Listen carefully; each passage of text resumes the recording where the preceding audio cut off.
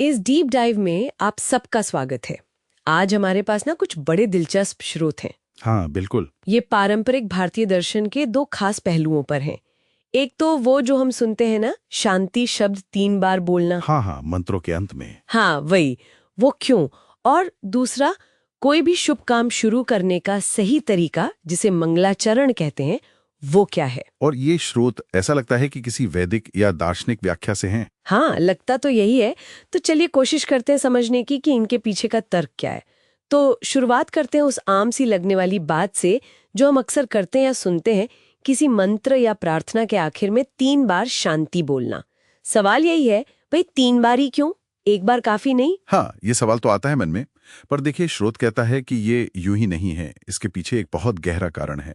असल में ये 3 तरह के दुखों से या कह लीजिए क्लेशों से पूरी तरह मुक्ति की कामना है। 3 तरह के दुख? हाँ। अच्छा, कौन कौन से? हाँ, पहला है आध्यात्मिक दुख। मतलब वो दुख या तकलीफें जो हमारे अपने अंदर से, हमारे शरीर या मन से पैदा होते हैं। जैसे कोई उदाहरण? जैसे मान लीजिए अज्ञान है या गुस्सा, जलन, डर है, या फिर कोई शारीरिक रोग हो गया, बुखार वगैरह। ये सब आध्यात्मिक दुख में आएंगे। अच्छा, यानी जो हमारे अपने भीतर से है। ठीक है।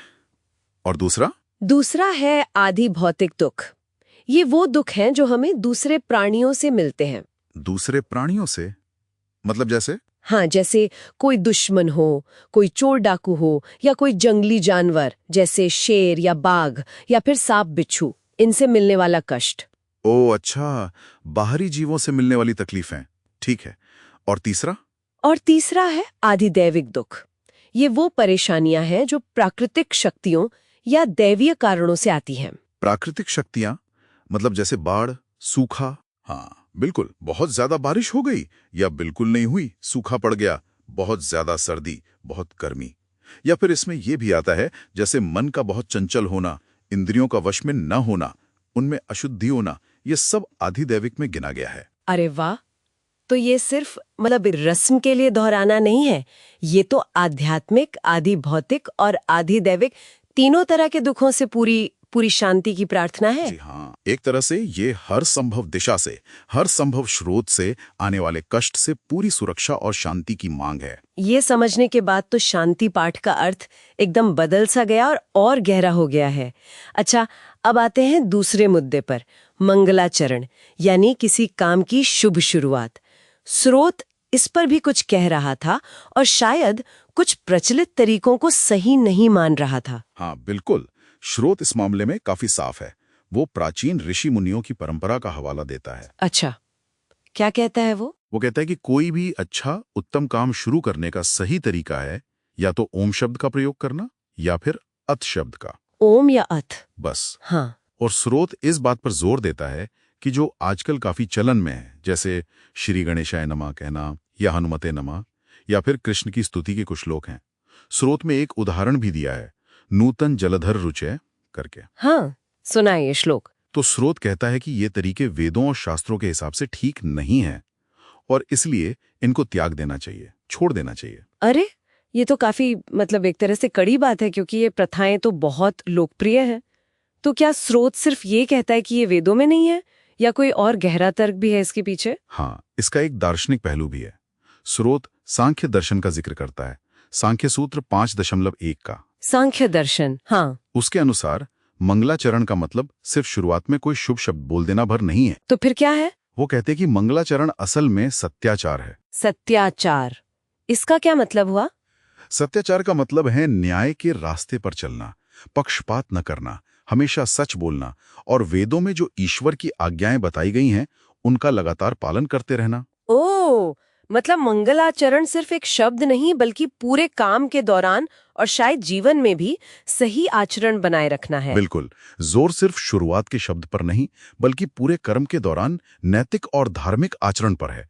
ये मंगलाचरण की बहुत ही गहरी और अलग व्याख्या है। ये तो सचमुच बहुत दिलचस्प है।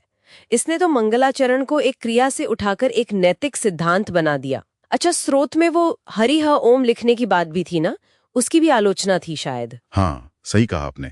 उस पर भी टिप्पणी है।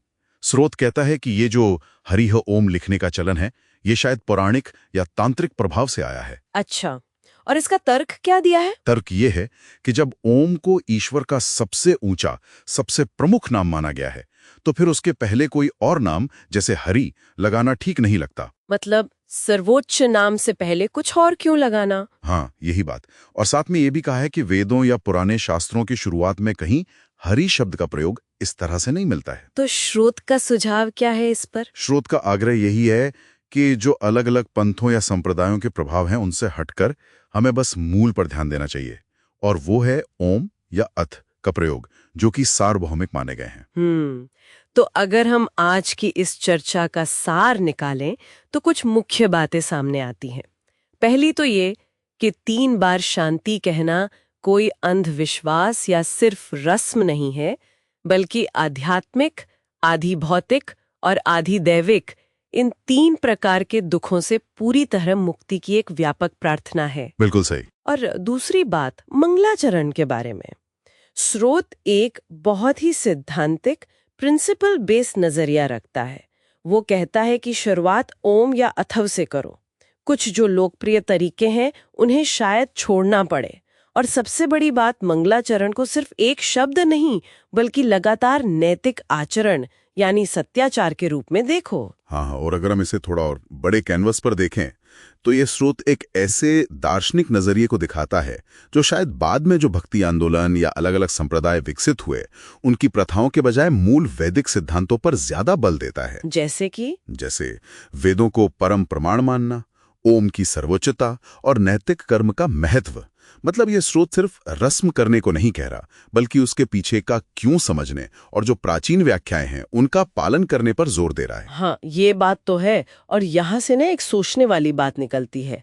ये स्रोत जिस तरह प्राचीन प्रथाओं और खास व्याख्याओं पर इतना जोर दे रहा है जी, ये हमें सोचने पर मजबूर करता है कि वक्त के साथ परंपराएं कैसे बदलती हैं, विकसित होती हैं, और कैसे एक ही धर्म या दर्शन के अंदर इतनी अलग अलग मान्यताएं, अलग अलग व्याख्याएं साथ साथ चलती रहती है ना? हाँ, ये तो होता ही है। तो सवाल ने उठता है कि जब कोई स्रोत किसी एक व्याख्या को दूसरों से ज्यादा सही या ज्यादा प्राचीन बताता है तो इसका उस पूरी परंपरा को समझने पर क्या असर पड़ता होगा।